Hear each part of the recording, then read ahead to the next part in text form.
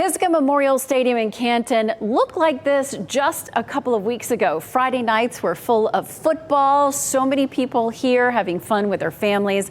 Then Hurricane Helene swept through, leaving the stadium destroyed. The before and after pictures are just hard to look at for that community. Just terrible. All of this barely a year after the stadium was rebuilt following Tropical Storm Fred. WRL's Luke Notestein spoke with one of the Pisgah football players to learn how the team and the town is dealing with this devastation. This was August 18th of 2023. The first Pisgah home football game in over 800 days. Memorial Stadium had been closed for more than 2 years because of damage from Tropical Storm Fred.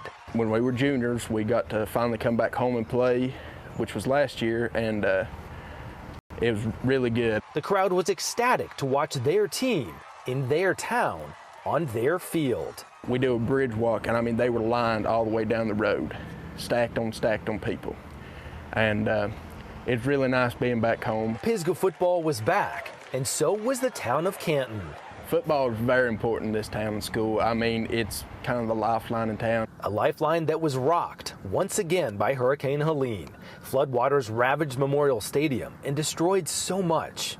It breaks my heart for our kids. Material things can always be replaced, so losing a stadium or a field is not the most important thing, but for our kids, for high school kids, you know, that's their livelihood. A livelihood that has become the talk of the town every weekend in the fall. I work down at the local store down there. I mean, I get at least 50 questions every Saturday when I work about how'd y'all do last night? In many ways, the town of Canton lives for Friday nights in the fall. Now the people who live here are just trying to catch their breath. In 21, you know, it was a very similar circumstance. You know, all the fields were a total loss.